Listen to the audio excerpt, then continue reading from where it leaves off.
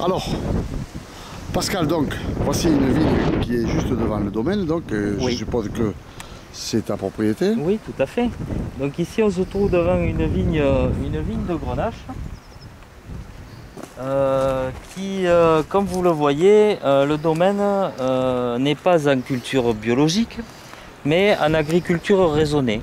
En agriculture raisonnée, en plus avec travail du sol. Voilà, ici donc nous sommes au printemps, c'est normal, il y a encore de l'herbe dans les vignes parce que voilà, on n'a pas fini les travaux, on n'a pas remis les terres à plat. Voilà, donc ceci étant dit, c'est une jeune parcelle qui est destinée à faire du rosé. D'accord. Voilà. C'est une de mes rares parcelles qui a, allez, elle a une quinzaine d'années, donc c'est une des plus jeunes. Sachant que toutes mes parcelles, la plus vieille, elle a à peu près 85 ou 90 ans. Elle se trouve en Grenache aussi. Et majoritairement, le nord des Costières est influencé par le Grenache. Parce que le Grenache, en fait, c'est le cépage roi de la vallée du Rhône. Et comme Sernac est situé vraiment au nord-est et au bout du terroir de la vallée du Rhône, mes grands-parents et mes parents ont toujours planté du Grenache beaucoup plus que d'autres cépages. Bien sûr, nous avons un petit peu de Syrah et un petit peu de Mourvèdre aussi, et juste ce qu'il faut de Carignan. Voilà, parce qu'ils sont vieux et qu'ils sont plantés, bien entendu, en Costières de Nîmes. Voilà. D'accord, alors, ce terroir des Costières de Nîmes. Alors le terroir des Costières de Nîmes, ici on est sur du villafranchien, on est sur du villafranchien rhodanien, on n'est pas sur du villafranchien durancien, comme peuvent être d'autres parties un peu plus au sud des Costières de Nîmes qui sont un peu plus languedocienne que la partie dans laquelle je me trouve, qui est vraiment un peu plus rhodanienne. Voilà. Et mes vins en découlent de ça. Il y a quand même une vraie différence, bon, qui n'est pas énorme, mais il y a une différence entre le côté sud de la Costière et le côté nord de la Costière. Il y a une particularité aussi sur le terroir de Sernac, c'est que c'est un terroir qui est quand même très drainant. D'où la difficulté dans les années très sèches de pouvoir arriver à avoir des raisins qui ont une belle matière et qui soient équilibrés.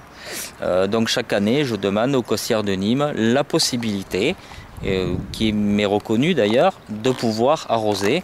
Et il se trouve qu'une année sur 2 ou sur 3, la propriété en Costière est arrosée. L'irrigation, ça c'est quand même un débat important. Hein. C'est un débat qui est fortement d'actualité. Alors ton point de vue là-dessus, précisément pour que les gens comprennent. Alors mon point de vue là-dessus, c'est pas compliqué. Tout dépend des objectifs que l'on se fixe au niveau rendement.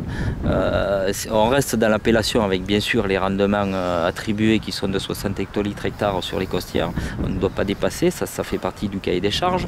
Mais moi qui suis plutôt dans les 30 ou 35 hectolitres hectares, excusez-moi, il se trouve que dans les années sèches, si la plante n'est pas suffisamment alimentée en eau, eh ben on est sur des vins. D'abord, on arrive à moins de 30 hectolitres hectares, on arrive sur des vins durs qui sont déséquilibrés et dont il n'y a aucun attrait œnologique, ni gustatif, ni de plaisir, comme les vins doivent être normalement.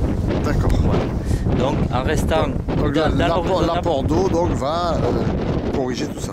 Corriger tout ça, sans augmenter les rendements, parce qu'une fois que la grosseur des raisins, des baies sont faites, à moins de les faire exploser, de les gonfler en eau, on n'arrive pas à... Donc si je résume, c'est pas une histoire de rendement et de quantité, et donc de rentabilité, c'est une histoire de qualité. C'est une histoire de qualité parce qu'on estime qu'une vigne qui a souffert de stress hydrique n'apporte pas le velouté des tanins et la maturité des tanins. L'eau apporte cette maturité qui est nécessaire à un vin qui se dit équilibré.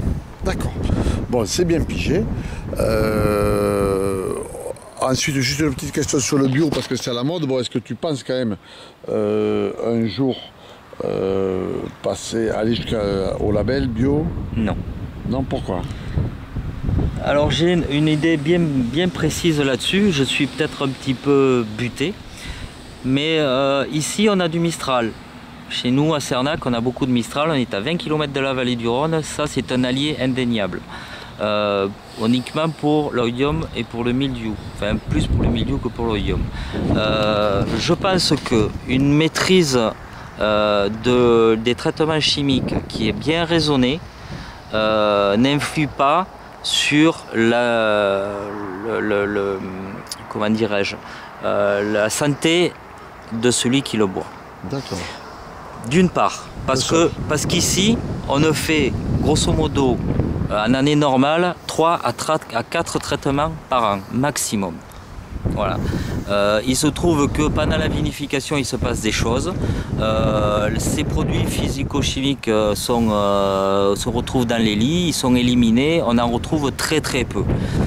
Moi, ce qui me gêne dans le bio, c'est que, d'accord, ils sont un produit de traitement qui sont naturels, le soufre et le cuivre essentiellement.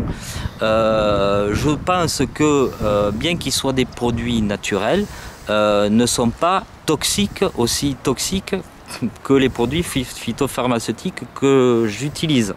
Il se trouve que le cuivre, c'est un fongicide hyper puissant, c'est un métal lourd qui se retrouve dans les vins et dans le sol et qui pollue sensiblement 2 fois plus que ce que moi j'espère polluer. Parce que le traitement bio, la culture bio, c'est une prévention. Tandis que la culture raisonnée, on guérit s'il y a besoin. Alors que les bio sont obligés de prévenir et de traiter à l'avance. Et à chaque pluie, c'est un produit qui est quand même fortement lessivable, à chaque pluie, il est lessivé, ils sont obligés de recommencer. Et comme c'est un métal lourd, il se retrouve dans le sol et il pollue la faune, la microflore du sol et la vie du sol. Ok. D'autant plus si on fait un bilan carbone, parce que c'est à la mode ça aussi, si on fait un bilan carbone du passage, du nombre de passages par rapport au nombre de passages que je fais moi, au tracteur, et ben, si les bio en font 1,5 ou 2 de plus, moi je n'en fais qu'un et j'estime que je pollue moins. Très bien. Alors c'était le point de vue de Très Pascal spécifique. Glass, donc du domaine Poulvarel, dit aujourd'hui, c'est-à-dire le 4 avril. 4 avril. Le lundi 4 avril, voilà. Donc sur les terres de Cerniac du domaine de Poulvarel, voilà. Merci Pascal. Merci à toi Dominique.